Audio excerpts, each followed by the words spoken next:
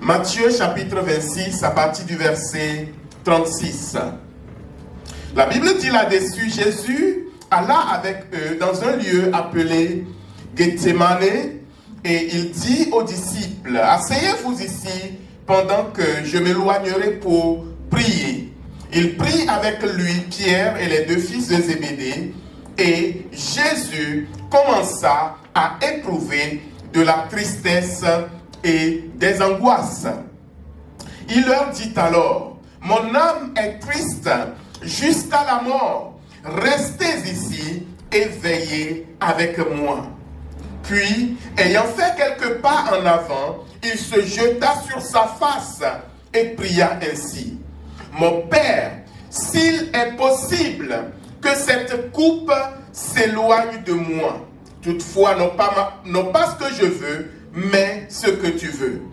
Et il vint vers les disciples qu'il trouva endormis, et il dit à Pierre, vous n'avez donc pu veiller 1 heure avec moi. Veillez et priez afin que vous ne tombiez pas dans la tentation. L'esprit est bien disposé, mais la chair est faible. Il s'éloigna une seconde fois et pria ainsi, mon Père, s'il n'est pas possible que cette coupe s'éloigne sans que je la boive, alors que ta volonté soit faite.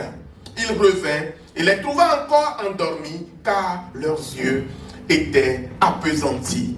Il les quitta, verset 44, et s'éloignant, il pria pour la 3e fois, répétant les mêmes paroles. Puis il alla vers ses disciples et leur dit, vous dormez maintenant et vous vous reposez.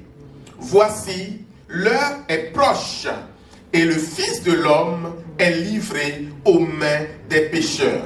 Levez-vous, allons, voici, celui qui me livre s'approche. Amen. Alors on va lire le même récit selon que Luc nous le présente, Luc chapitre 22. Nous allons prendre Luc chapitre 22, nous allons prendre à partir du verset 39. Luc 22, 39. Après être sorti, il alla selon sa coutume à la montagne des Oliviers. Ses disciples le suivirent. Lorsqu'il fut arrivé dans ce lieu, il leur dit, priez, afin que vous ne tombiez pas en tentation. Puis il s'éloigna d'eux à la distance d'environ un jet de pierre, et s'étant mis à genoux, Jésus pria, disant, Père, si tu voulais éloigner de moi cette coupe, toutefois que ma volonté ne se fasse pas, mais la tienne. Alors, un ange lui apparut du ciel pour le fortifier. Étant en agonie, il priait plus instamment, et sa sueur devint comme des grumeaux de sang qui tombaient à terre. Après avoir prié, il se leva et vint vers les disciples qu'il trouva endormis de tristesse. Et il leur dit, pourquoi dormez-vous? Levez-vous et priez, afin que vous ne tombiez pas en tentation. Amen. Frères et sœurs, ce matin, le Saint-Esprit m'a mis à cœur, je l'avais annoncé vendredi, de parler de la volonté de Dieu. Le Saint-Esprit m'a mis à cœur de parler de la prière la plus importante dans la Bible. La prière, quelle est la prière la plus importante dans la Bible? Quand vous lisez toute la Bible, vous allez trouver différents types de prières. Les prophètes priaient, Jésus lui-même priait, les disciples priaient, Jean-Baptiste priait, ses disciples aussi priaient, ainsi de suite. Vous voyez que même les disciples à un moment demandaient à Jésus, apprends-nous comment nous devons prier. Et dans le récit que nous venons de voir, c'est important que nous puissions resituer cette histoire dans son contexte. Jésus était à quelques heures de son arrestation. Jésus, c'était la nuit où il devait se faire prendre comme un malfaiteur. Et la Bible dit que Jésus a pris avec lui les disciples. Ils étaient tous partis. Après, il a pris les trois plus proches, Jean-Jacques et Pierre, n'est-ce pas? et il partit avec eux. Jésus va encore eux les laisser à un niveau et à un moment, Jésus va se retrouver tout seul. Jésus va se retrouver tout seul. Et là, Jésus va entrer en intercession. Jésus va commencer par prier. La Bible nous dit que il a prié. La Bible dit, quand la Bible dit qu'il a prié 3 fois, frères et sœurs, c'est que Jésus a beaucoup prié. Jésus a prié jusqu'à ce qu'il n'y avait plus d'eau, il était déshydraté. Il n'y avait plus d'eau dans son corps pour qu'il y ait de la transpiration. Ce qui sortait, la Bible dit, c'était comme des grumeaux de sang. Jésus a beaucoup prié. Mais qu'est-ce que Jésus avait? De quoi Jésus avait-il tant besoin pour prier jusqu'à ce qu'il n'y ait plus de l'eau, il n'y ait plus d'eau dans son corps? De quoi Jésus avait-il besoin pour intercéder jusqu'à ce que son sang commence par sortir par les pores de sa peau? Frères et sœurs, Jésus voyait la croix qui s'approchait de plus en plus. Mais Jésus, homme, il était Dieu. Il avait en lui toute la divinité, nous dit la parole. Mais à ce moment précis, il était homme. Et Jésus voyait la mort de la croix s'approcher dangereusement de sa personne. Jésus voyait les tortures qui allaient arriver dans les heures à suivre. L'injustice, parce qu'il allait être jugé de manière sommaire. Il voyait le traitement qui allait, il était, vous savez, il savait les choses d'avance. Il voyait les choses qui arrivaient. Jésus intercédait pour repousser ces choses. Jésus intercédait pour repousser cette humiliation. Jésus intercédait pour repousser la crucifixion. Jésus intercédait pour voir s'il était possible d'échapper à ce type de mort. Frères et sœurs, souvent, nous prions. Souvent, nous jeûnons. Souvent, nous cherchons la face du Seigneur.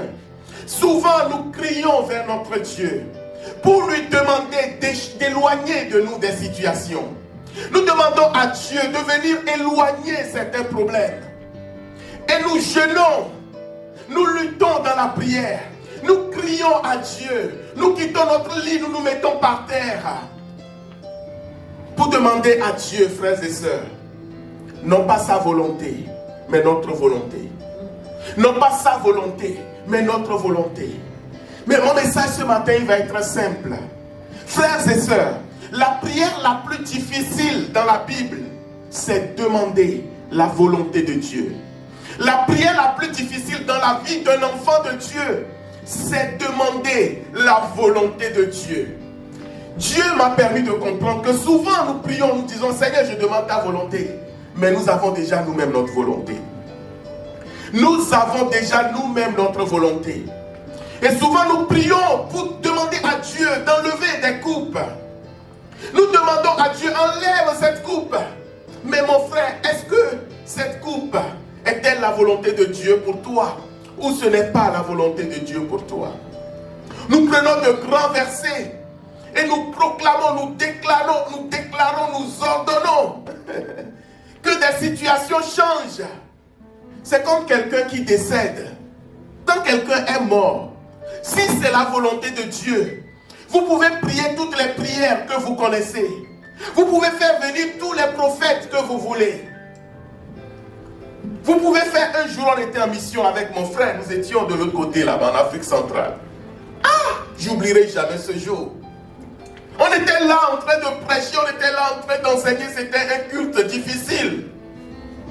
Parce que c'était un contexte particulier, beaucoup étaient possédés, avec des problèmes. Donc c'est ce genre de culte un peu désordonné, parce que quand les gens sont beaucoup possédés, vous imaginez, quand la présence de Dieu est là. On était sous le feu de l'action. Et puis d'un seul coup, une famille arrive avec un enfant qui était mort. C'est quoi cette histoire? Un enfant qui était mort. Il y a tellement de choses dans cette mission. Il y avait une autre femme qui mourait. Mais 2 personnes mouraient, mais la femme, elle a été sauvée. Mais l'enfant n'a pas pu être ressuscité. Nous avons prié pour cet enfant mort. Au nom de Jésus, Seigneur, ramène-la. Elle n'est pas revenue. On n'a pas prié des heures, hein, pasteur est là. On n'a pas prié des heures. On a prié quelques instants, le Saint-Esprit nous a dit, laissez cette affaire. Sortez ce dossier-là, mettez ce dossier-là de côté. Concentrez-vous sur ce que je vous ai envoyé faire ici. Dans le même contexte, une femme était en train de mourir. On est venu nous appeler. Quand nous sommes arrivés là-bas, nous avons mis dehors tout le monde. On a dit, tout le monde sortait. Je ne sais pas si c'est sa fille et son mari qu'on a laissé, je ne me rappelle plus trop. Et on a commencé par prier. Et le Seigneur a relevé cette femme. Bien aimé, la volonté de Dieu, ce n'est pas notre volonté. Et j'ai compris que la volonté de Dieu, frères et sœurs, souvent elle est difficile. Comme pour la France. La volonté de Dieu, quelle est la volonté de Dieu pour ce pays? Qu'est-ce que Dieu veut pour la France? Nous avons notre volonté. Nous avons nos désirs. Ce matin, j'étais là encore, je priais, je dis, oh Seigneur. Je dis, ah Seigneur, il y a des choses que je ne peux pas dire ici. Je ne peux pas dire. Je dis, Seigneur, moi, ma volonté, elle est là. Mais le Seigneur me dit, mais Jacob, ta volonté, ce n'est pas ma volonté. Viens, je vais te montrer. Parce que quand Dieu, vous savez, Dieu a pris des gens comme Nebuchadnezzar. Dieu a pris des gens comme Cyrus. Dieu a pris des rois païens pour ramener son règne, pour ramener son peuple à lui. Dieu a envoyé lui-même son peuple en déportation afin que le cœur de son peuple s'humilie, afin que son peuple puisse apprendre à crier vers lui. Mais qui veut aller en déportation? Qui veut souffrir? Qui veut être humilié? Qui veut être méprisé? Moi je pense que les enfants de Dieu feraient mieux de réellement prier pour chercher la volonté de Dieu. Mais mes amis, la volonté de Dieu, ce ne sera pas notre volonté. La volonté de Dieu n'est jamais comme la volonté des hommes. Nous pouvons prier, nous pouvons jeûner, nous pouvons crier, nous pouvons faire tous les actes spirituels que nous voulons. Mais c'est la volonté de Dieu qui s'accomplira. Jésus a prié 3 fois. 3 fois.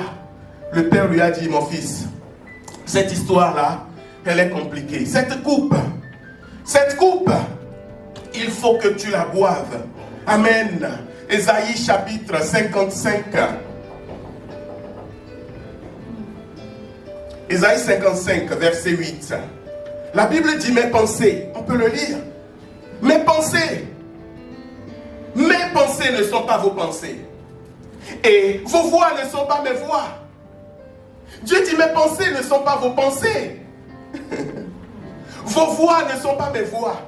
Alors moi je dis, mais pourquoi Dieu dit que ces pensées ne sont pas nos pensées et nos voix? Il aurait pu dire, et mes voix ne sont pas vos voix. Mes pensées ne sont pas vos pensées. Vos voix ne sont pas mes voix. Est-ce que c'est ce qui est écrit dans vos Bibles? Ésaïe 55. Oh, merci Saint-Esprit. 55. Verset 8. Car mes pensées ne sont pas vos pensées, et vos voix ne sont pas mes voix, dit l'Éternel. Mes amis, vous savez, la pensée détermine la voix. C'est la pensée qui détermine la voix. C'est très important ce que je suis en train de dire. C'est la pensée qui détermine la voix. C'est la pensée qui va déterminer les choix.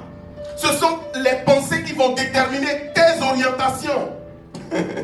Ce ne sont pas les voix qui déterminent les pensées. C'est pourquoi Dieu a dit que mes pensées, ce n'est pas vos pensées. C'est pourquoi vos voix ne correspondent pas à mes voix. Les voix que vous suivez, vous les suivez parce que ce ne sont pas des voix qui sont dictées par mes pensées. Vos voix sont dictées par vos pensées. Ce que nous devons rechercher, premièrement, bien-aimés, c'est la pensée de Dieu. Ce que nous devons rechercher en toute situation, frères et sœurs. Numéro 1, la pensée de Dieu. Quelle est ta volonté? Quelle est ta pensée? Que dit ta parole? Saint-Esprit, que dis-tu dans cette affaire? Saint-Esprit, que veux-tu me révéler dans cette situation? Ouvrez avec moi Romains 11. La pensée de Dieu. La pensée de Dieu. Tant que tu ne trouveras pas la pensée de Dieu, mon ami, la voie que tu suivras sera une voie hasardeuse. Une voie hasardeuse. Et nombreux sont en train de suivre des voies qui sont hasardeuses. Dans nos vies personnelles, nous ne recherchons pas la pensée de Dieu. Nous recherchons juste la voie de Dieu. Seigneur, montre-moi le chemin, montre-moi le chemin. Quel chemin je dois prendre? Mais cherche d'abord la pensée de Dieu. Parce que tu vas te précipiter, tu vas te mettre dans une voie et ce sera l'impasse. Que Dieu t'en garde. Amen. J'ai dit Romains 11. Romains chapitre 11. Oh, merci Seigneur.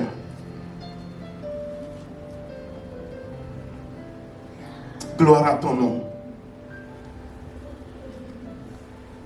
Alléluia. On va lire à partir du verset 28. Il dit, en ce qui concerne l'évangile, ils sont ennemis à cause de vous. Mais en ce qui concerne l'élection, ils sont aimés à cause de leur Père. Car Dieu ne se répand pas. Dieu ne se répand pas de ses dons et de son appel. Un verset qui est souvent déformé, tripatouillé, pour justifier beaucoup de choses dans l'Église. Ce n'est pas le sujet aujourd'hui. De même que vous avez autrefois désobéi à Dieu et que par leur désobéissance, vous avez maintenant obtenu miséricorde, de même, ils ont maintenant désobéi afin que par la miséricorde qui vous a été faite, ils obtiennent aussi miséricorde. Dieu a renfermé tous les hommes dans la désobéissance pour faire miséricorde à tous. Ô profondeur de la richesse, de la sagesse et de la science de Dieu. Ça, c'est la pensée de Dieu. Que ses jugements sont insondables et ses voies incompréhensibles. La pensée de Dieu, elle est insondable. Et les voies de Dieu, nous ne pouvons pas comprendre. Car, il continue verset 34. Qui a connu la pensée du Seigneur? Ou qui a été son conseiller? Qui a connu la pensée du Seigneur et qui a été son conseiller?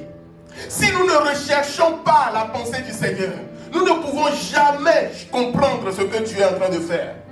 Il dit qui a connu sa pensée et qui a été son conseiller.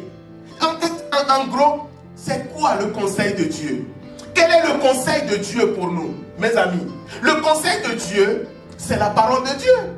Le conseil de Dieu, c'est le Saint-Esprit qui nous communique sa volonté, qui nous révèle sa volonté, qui nous montre en fait ce que Dieu veut réellement. Et je peux t'assurer que le jour où Dieu va te révéler, ça je prophétise, réellement ce qui concerne ta vie, tu seras choqué. Le jour où Dieu va te parler réellement sur ce qui concerne ta vie, tu seras étonné. Tu seras étonné. Tu m'as dit, mais Seigneur, ce n'est pas possible. Comment est-ce que c'est possible? Vous savez, quand Jésus devait arriver, Dieu a envoyé un ange vers une jeune fille, vierge, qui ne connaît pas un homme. L'ange est venu dire, hey, mademoiselle, tu as trouvé grâce devant Dieu. Tu vas être enceinte. Elle dit, oh, c'est quoi cette histoire? Moi, je ne connais pas d'homme. Je ne connais pas d'homme. Comment puis-je tomber enceinte? Vous voyez, la volonté de Dieu ne correspond jamais à la pensée humaine. Nous ne sommes pas prêts pour la volonté de Dieu. Nous ne sommes pas encore prêts pour la volonté de Dieu. On chantait ce chant tout à l'heure, on va le chanter à la fin de ce message. Oui, prends tout, Seigneur. Oui, prends tout, Seigneur. Le pasteur disait, est-ce que nous saisissons ce que nous sommes en train de chanter? Les mots jusqu'au virgule, il a dit. Mes amis, la volonté de Dieu, tu es loin de la volonté de Dieu. Tu es loin de la volonté de Dieu, mon frère, ma soeur. Cherche la pensée de Dieu. Recherchons la pensée de Dieu. Disons à Dieu, Seigneur, révèle-moi ta pensée. Jésus a prié, Jésus a jeûné. Disons, Jésus, il a prié de toutes ses forces, j'allais dire. Dans le jardin, il a prié. Oh, vous voyez, je parle de jeûne parce que nous aimons beaucoup jeûner. La prière que Jésus a faite dans le jardin de Gethsémane, vous pensez que si on venait lui servir un bon repas, il va manger? Quelqu'un qui a prié jusqu'à être déshydraté, jusqu'à ce que sa sueur devienne, c'est le sang qui commence par sortir. La Bible dit qu'il était dans l'angoisse. La Bible dit qu'il était dans l'agonie. Il gémissait, il criait au Père. Hé, Seigneur, Père. Jusqu'à ce que, à un moment, le Père dise, stop. Matthieu 16, verset 21. Matthieu 16. On va lire à partir du verset 21. Moi, je suis choqué par la volonté de Dieu. Je suis estomaqué devant la volonté de Dieu. Et ce matin, je reconnais que c'est difficile pour moi de faire la volonté de Dieu. Nous parlons beaucoup, frères et sœurs. Nous bavardons beaucoup. Nous disons beaucoup de choses. Mais la volonté de Dieu, frères et sœurs, elle n'est pas facile à faire. Matthieu 16. Amen. Je suis pas à la bonne page. À partir du verset 21. Dès lors, Jésus commença à faire connaître à ses disciples qu'il fallait qu'il aille à Jérusalem, qu'il souffrit beaucoup de la part des anciens, des principaux, sacrificateurs et des scribes, qu'il fut mis à mort et qu'il ressuscita le troisième jour. Verset 22. Pierre, l'ayant pris à part, se mit à le réprimander. Et il dit, à Dieu ne plaise, à Dieu ne plaise, à Dieu ne plaise. Seigneur, cela ne t'arrivera pas. À Dieu ne plaise, Seigneur, cela ne t'arrivera pas. Au nom de, si c'est nous aujourd'hui, on va dire, au nom de Jésus, ça n'arrivera pas.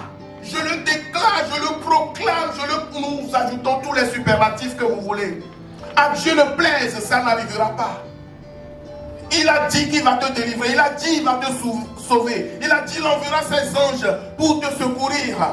Il a dit que je ne mourrai pas. Nous allons déclarer toutes les paroles que nous connaissons dans la Bible. Pierre prend Jésus à part. Pierre prend Jésus de côté et il le réprimande.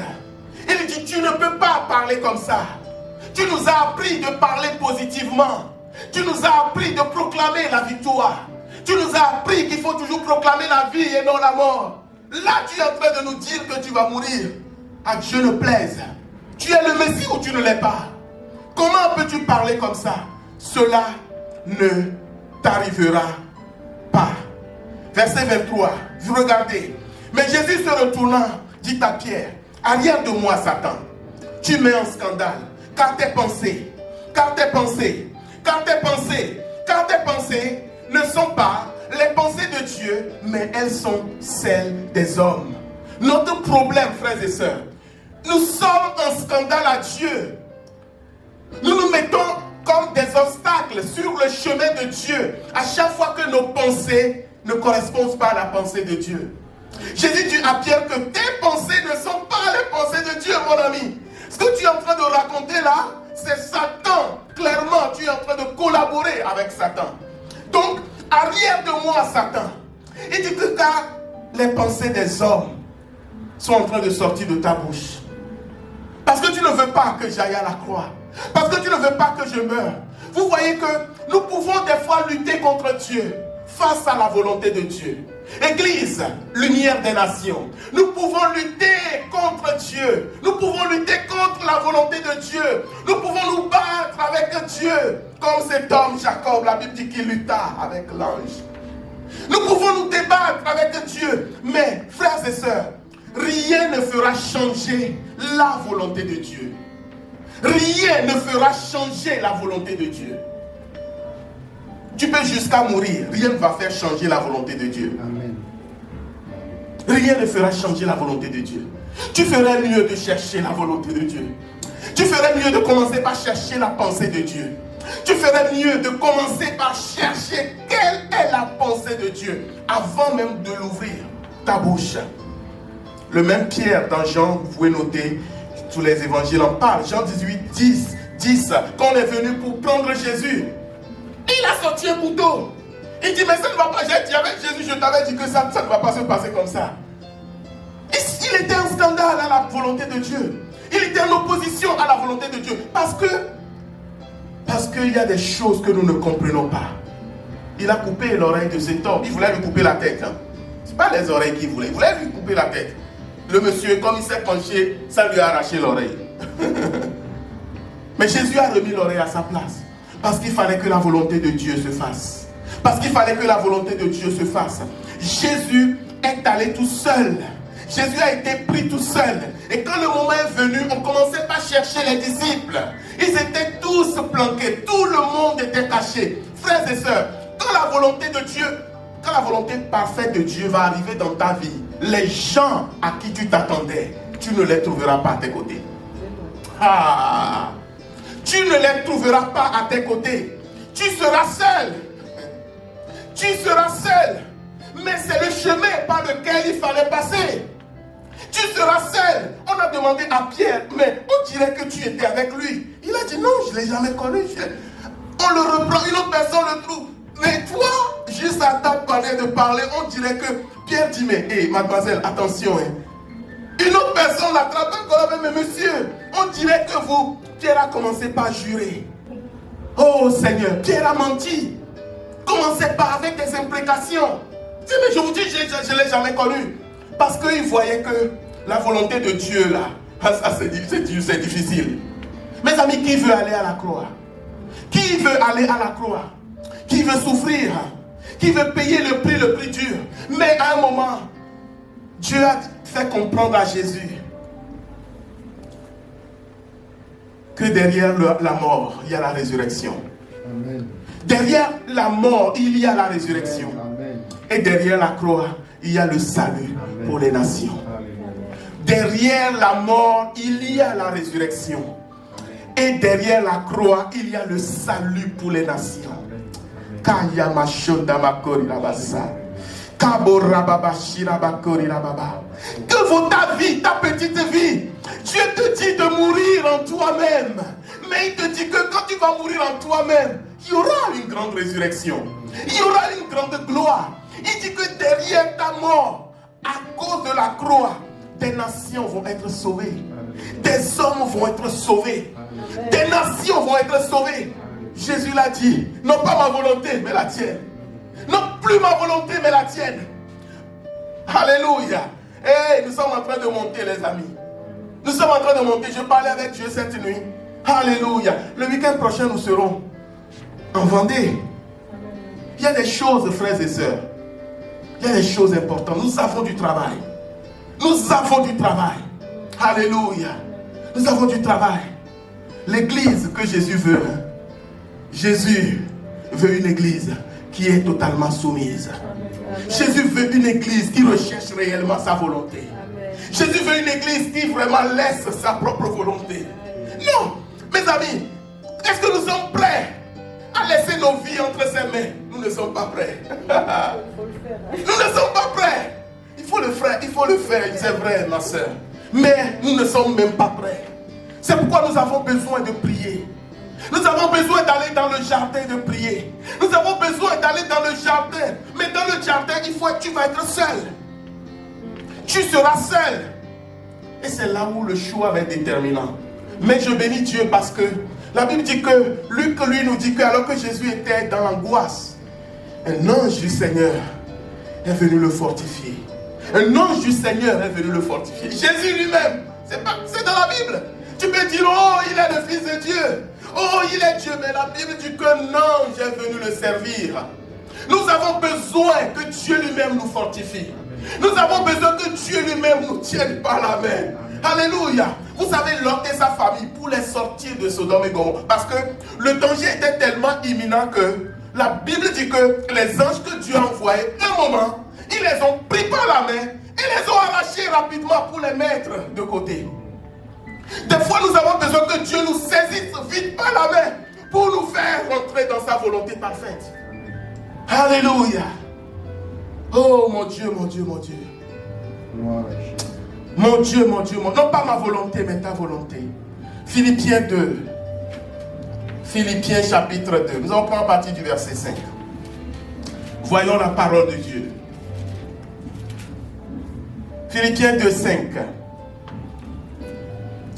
L'apôtre nous donne un grand conseil. L'apôtre nous donne un grand conseil. Il dit, mes amis, ça c'est moi qui le dis. Il dit, ayez en vous les sentiments. Si c'est vos propres Bibles, vous pouvez écrire là-dedans. Il dit les sentiments. Ayez en vous les sentiments qui étaient en Jésus-Christ. Les sentiments qui étaient en Jésus-Christ. Lequel, existant en forme de Dieu, n'a point regardé comme une proie à arracher, moi j'ai souligné proie à arracher, d'être égal avec Dieu. Je m'arrête là pour l'instant. Mes amis, notre statut d'enfant de Dieu, le Saint-Esprit que Dieu nous a donné, la parole de Dieu que Dieu nous a donnée, des fois nous faisons fausse route. Nous prenons nos sentiments. Il dit que Jésus n'a pas considéré comme une proie arrachée le fait d'être égal à Dieu. Le fait d'être enfant de Dieu nous pousse des fois à nous embarquer dans des combats. À des combats. Nous disons des paroles grandiloquentes. Nous parlons comme si, mais un pasteur va parler, tu vas penser que c'est lui l'adjoint de Dieu. Un pasteur, il va parler, il va te dire que moi je dors avec Dieu tous les matins, je parle avec Jésus comme ça. Hey. Oui, mais la Bible dit que mais nous devons être animés des sentiments qui étaient en Jésus. Bien qu'il était. Oh, je regarde dans ma Bible. Il n'a point regardé, il existait en forme de Dieu, mes amis. Jésus avait le pouvoir d'échapper à la croix. Vous savez, quand Pierre a voulu se battre, il a dit que, mon ami, je peux, en un mot, 12 légions d'anges peuvent venir pour me sortir de cette affaire. Range ton épée. Vous voyez, nous croyons que le nom de Jésus, nos prières, nous pouvons les utiliser pour imposer la volonté de Dieu. Mais Jésus avait en lui des sentiments qui font que bien qu'il pouvait dire quelque chose, quand ils sont venus dire, qui cherchez-vous? Jésus, tout le monde est tombé. Vous voyez? Mais la Bible dit qu'il a laissé tout cela de côté. Ça, c'est des sentiments d'humilité. C'est des sentiments de renoncement à soi. C'est, oh Jésus, aide-moi. Ce sont des sentiments. Ce n'est pas le don du Saint-Esprit, là, alléluia.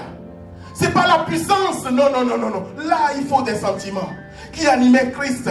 Dieu, qu'en étant existant en forme de Dieu, il n'a pas regardé comme une proie arrachée. Mais qu'est-ce qui s'est passé? Mais il s'est dépouillé, verset 7. Il s'est dépouillé lui-même. Il s'est dépouillé lui-même. En prenant une forme de serviteur. En devenant semblable aux hommes. Parce que les hommes n'ont pas le pouvoir d'échapper à des situations comme ça. Il a pris la forme des hommes.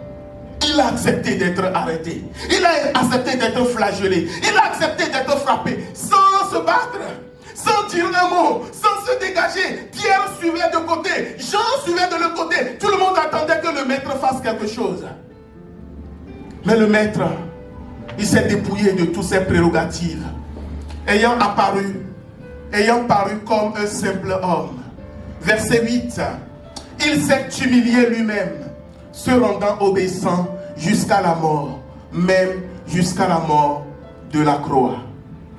C'est pourquoi aussi Dieu l'a souverainement élevé et lui a donné le nom qui est au-dessus de tout nom, afin qu'au nom de Jésus, tout genou fléchisse dans les cieux, sur la terre et sous la terre, et que toute langue confesse que Jésus-Christ est Seigneur, à la gloire de Dieu le Père.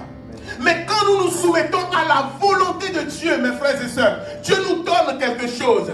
Quand nous acceptons de passer par la mort, Dieu nous donne quelque chose. Le Seigneur vient et te donne quelque chose de plus. Amen. Il te donne quelque chose de plus. Et quand tu cites le nom de Jésus, tout genou fléchit. Jésus s'est humilié jusqu'à la mort de la croix pour faire une telle prière, frères et sœurs. Jésus a accepté de renoncer et de dire au final, Seigneur, ta volonté, non pas ma volonté. Je vais terminer ce matin avec Jean chapitre 13. Jean 13, Saint-Esprit, aide-nous. À partir du verset, nous allons lire à partir du verset 3. Jésus qui savait que le Père avait remis toutes choses entre ses mains, qu'il était venu de Dieu et qu'il s'en allait à Dieu.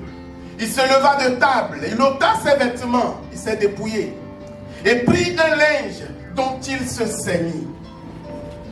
Ensuite, il versa de l'eau dans un bassin et il se mit à laver les pieds des disciples et à les essuyer avec le linge dont il était saint.